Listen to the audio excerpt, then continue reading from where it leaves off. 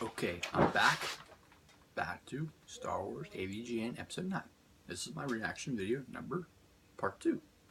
Cruel joke. Think about every game that has spikes or any sort of prickly hazards that cover the walls. Imagine all that combined and multiplied 1,000,000 times. Ow. Even worse, you go into this anti-gravity room where you get sucked up to the ceiling against your own will.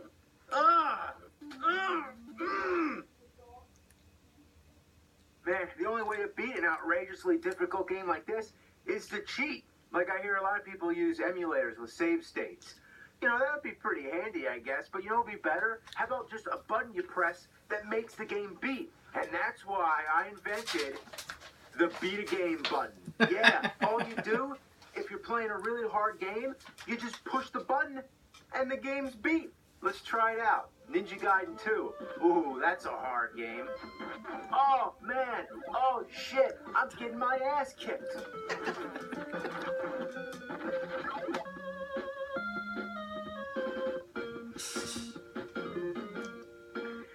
Legend of Zelda. Beat it. Mega Man.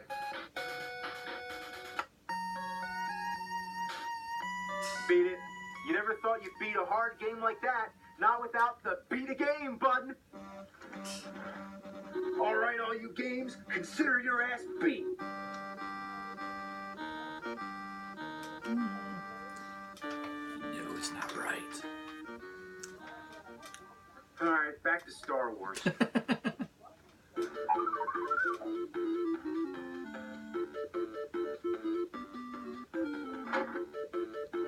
Rusty hunk of junk. Ooh! Empire Strikes Back is our next game. It starts out in Hoth, like the movie.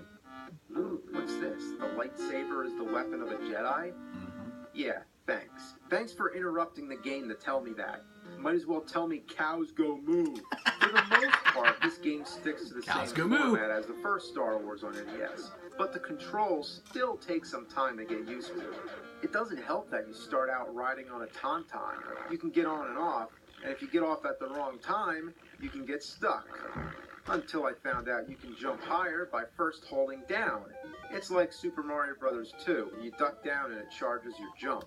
That would have been much more useful information to tell me instead of the lightsaber is the weapon of a Jedi. And what's this? The program engineer shows his face? I wish it was Fred Fox. You can collect different force powers. Choose the force. Instead of use the force, it's choose the force. That's clever. Though I gotta give him credit for the digitized speech. Sounds better than Ghostbusters. Even Darth Vader's breathing sounds accurate. That's correct. For some reason, the tauntaun eats this nasty fungus on the ground. Yeah, yummy, eat that shit. Whatever it is. The part where I get really fucked is when I'm trying to jump on these glaciers, and these droids keep shooting from all over the place. Aiming the blaster is not as self-explanatory as it looks. You think you just point with the D-pad, but no, it just shoots wherever the fuck it wants. Now I'm fighting the Wampa. It takes like 9 million hits to kill. And look how easy this is. I could just stand here and he'll never get me. Next is a flying stage where you shoot down the Imperial walkers, even tie them up with the cable, like in the movie. Then you're inside the Rebel base where you can hijack a walker. The strange thing is that Luke actually destroys it before hopping in. I saw it explode and collapse, but now it's perfectly operational. Then you're in the Dagobah swamp. Enemies pop out of nowhere, and the vines must have been greased with oil because I keep slipping off.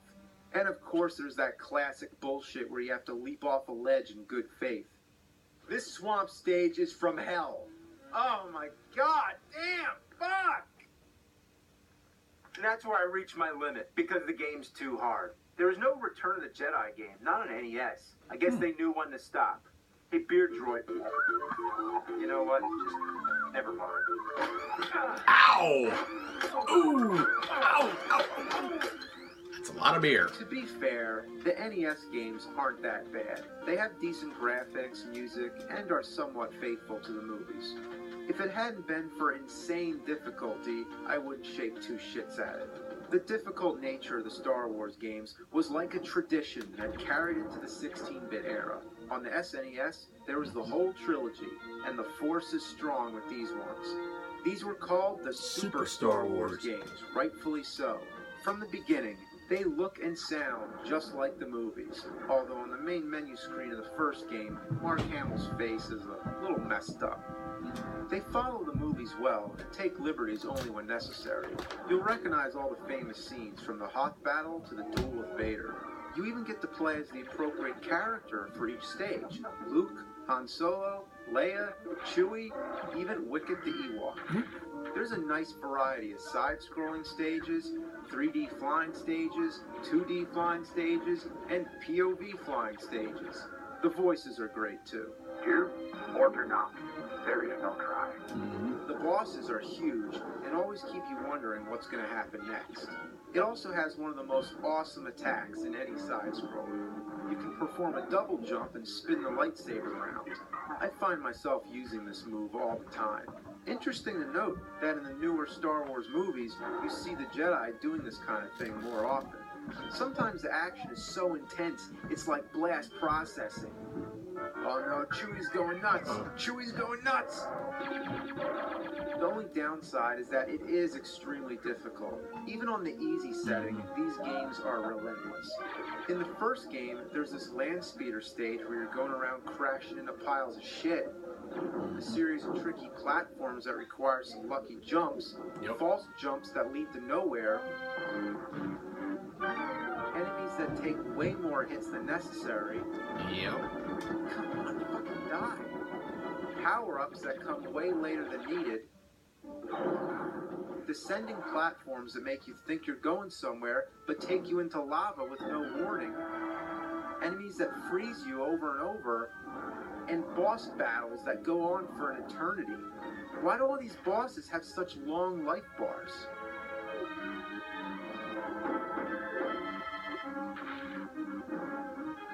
There is a frustration factor, but there's a balance between frustration and fun. These games are mostly fun. They can be annoying, but they're annoying enough that you still want to keep playing. Shadows of the Empire on Nintendo 64 was when Star Wars games started getting really good and showed that there was a bright future for more games in the franchise and that they didn't always have to follow the movies exactly. They could invent their own side stories and expand on the Star Wars universe. This game, for example, takes place between Empire Strikes Back and Return of the Jedi, though it begins with Empire. The battle on Hoth was amazing. For the first time, we really felt like we were playing the movie. We've come a long way since this. Things have changed. We have taken a step into a much larger world. Of course, we had to stop somewhere because there's a whole galaxy of Star Wars related games. So this could have gone on and on. There's Star Wars Rebel Assault, Dark Forces, Jedi Academy, Rogue Squadron, Battlefront, Star Wars Chess, Lego Star Wars Puzzle Blaster, Star Wars Pod Racer, Jar Jar Binks Bingo, Death Star Builder 3.0, Chewie Wookie Cookie Cookin', Stormtrooper Tennis, Jabba's Farts Unleashed, that was a good one, Wedge's Wedgie Attack, Fishing for Akbars, Super Sick Shit Toss Tournament Edition, Boba Fett's name game, find his name in the fucking movies, Governor Tarkin versus Count Dookie. Oh no! Oh my god! Oh my god! What the fucking buffalo just took a fucking shit through my fucking window! Oh my fucking god, there's shit and fucking glass all over the place! What the fuck is that? Oh my.